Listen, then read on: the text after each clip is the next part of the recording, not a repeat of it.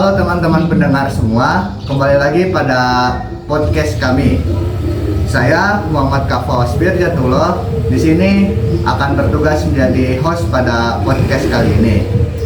Saya di sini tentunya tidak sendirian, saya di sini bersama 5 orang teman-teman saya yang akan menjelaskan terkait materi hari ini. Sebelum kita lanjut ke pertanyaannya, boleh teman-teman saya bisa perkenalkan diri masing-masing. Halo, perkenalkan nama saya Dimas Satriana. Perkenalkan nama saya Herin Rohimansyah. Halo, perkenalkan nama saya Zulfa Nur Majidina. Halo, saya Zara Jariati. Dan saya Artemus Yasela. Oke, sebelum kita lanjut ke pertanyaan nih, saya mau nanya kabar-kabar kalian. Bagaimana kabarnya? Alhamdulillah. Alhamdulillah ya, baik ya. Setelah seminggu ke belakang ini kita dikejar deadline tugas, diituin oleh banyak kegiatan ya, tapi kita masih bisa ngobrol-ngobrol santai mengenai materi hari ini, yaitu perkembangan digital bagi pertanian di pedesaan. Kalau dipikir-pikir ya, pertanian di pedesaan itu seperti nostalgia nggak sih? Banyak pertanian yang masih menggunakan cangkul, membajak menggunakan hewan. Tapi saya mau nanya dong, bisa diceritain nggak sih bagaimana latar belakang pertanian di pedesaan itu? Baik, latar belakang pertanian pedesaan itu tradisional, masih tradisional, masih bergantung kepada tenaga manusia, seperti alat-alat sederhana, kemudian ilmu pengetahuan yang turun temurun. Kemudian ada akses informasi, modal, pasar juga sangat terbatas, sehingga produktivitas pertanian di pedesaan itu sangat rendah. Kemudian namun sistem ini masih menjunjung tinggi nilai-nilai gotong royong dan juga ramah lingkungan.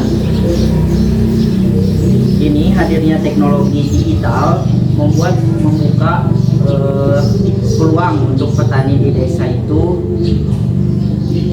mengakses informasi cuaca seperti harga pasar, pupuk, serta teknik pertanian modern. Penggunaan alat teknologi digital ini memberikan proses tani yang lebih efisien, hasil yang melimpah, dan juga akses pasar yang luas. Oh, jadi kalau seperti itu latar belakang pertanian yang masih susah akan akan pengetahuan dari luar gitu ya, dari digital.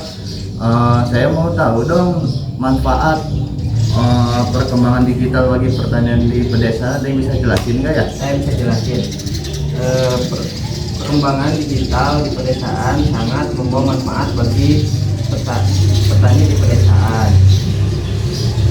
Ini petani lebih mudah mendapatkan informasi seperti perkiraan cuaca, harga pasar, serta cara budidaya yang lebih baik melalui internet atau aplikasi pertanian. Dengan adanya perkembangan teknologi ini, petani tidak hanya mengandalkan pengalaman lama, tetapi bisa belajar melalui sumber yang lebih luas dan terpercaya. Selain itu, digitalisasi juga membuka peluang pemasaran hasil tani secara online. Jadi petani bisa langsung menjual ke konsumen atau ke pasar yang lebih besar tanpa harus sepenuhnya bergantung kepada penyuluh. Hal ini sangat membantu petani meningkatkan keuntungan dan memperluas jangkauan penjualan.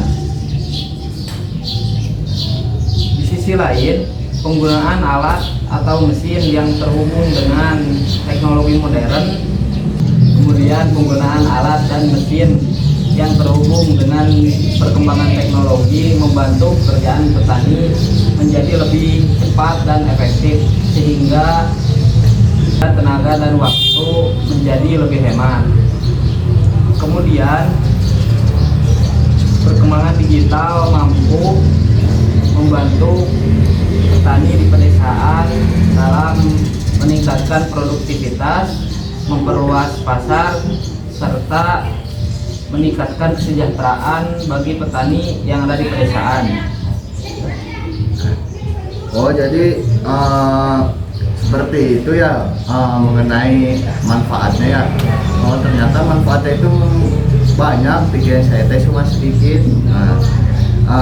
Setelah tadi kita membahas mengenai latar belakang, manfaat, ada nggak sih tantangan gitu, untuk perkembangan digital ini di pedesaan?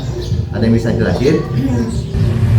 Baik, jadi tantangan perkembangan digital di pertanian pedesaan itu sangat beragam ya, seperti keterbatasan infrastruktur, yaitu jaringan internetnya itu belum merata sehingga si petani itu untuk mengakses internet dan teknologi terbaru itu belum bisa gitu, belum memadai.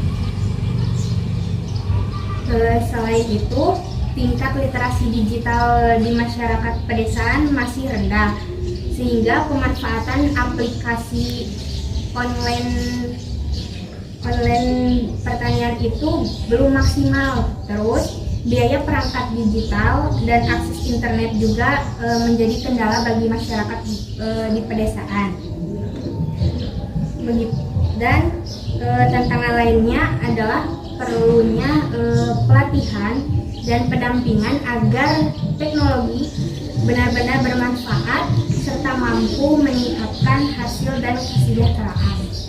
Oh, jadi seperti itu ya tantangannya ya. Ternyata cukup banyak juga ya untuk tantangannya ya untuk digital ini. Saya mau nanya nih, dengan begitu banyak tantangannya nih, ada nggak sih atau apa harapan kedepannya untuk si pertanian ini, digital pertanian ini?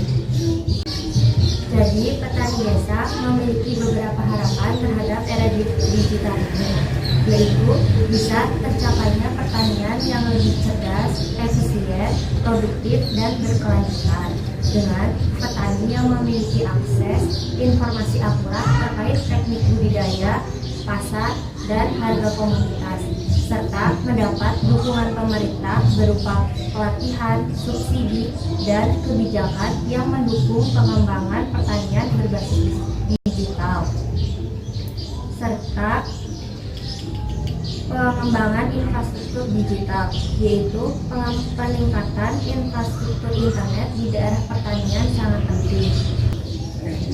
Lalu bisa menggunakan teknologi modern seperti IoT dan drone, serta mampu meningkatkan kesejahteraan para petani dan daya saing. Oh, jadi seperti itu ya harapannya. Aduh, nggak kerasa nih sudah di akhir pertanyaan. Setelah tadi kita membahas mengenai latar belakang, mengenai manfaat, mengenai harapan, mengenai tantangan, aku mau nanya lagi dong. Kan tadi kan kita udah membahas 4 itu ya. Nah, aku mau nanya mengenai solusi. Jadi apa sih solusi untuk perkembangan digital pertanian di desa ini? Nah, untuk solusi kan di sini disinggungnya tentang internet ya, kayak internet tuh di pedesaan belum rata. Nah, untuk solusinya mungkin ini untuk langkah awal kembali lagi ke pemerintahan, kayak pemerintah tuh kayak ngadain subsidi, misal handphone untuk petani gitu. Nah, terus kan sebelum mengsubsidi handphone ini harus ada ya kayak internet itu harus dikelola. Nah, mungkin untuk di pedesaan ini kita bisa pakai kayak panel surya buat nangkep si listriknya. Lalu nah terus kan misal alternatif lainnya selain panel surya, kita bisa mengadakan program subsidi listrik untuk petani agar perangkat digital itu dapat digunakan secara optimal. Lalu, nah untuk kan harus ada pelatihan ya.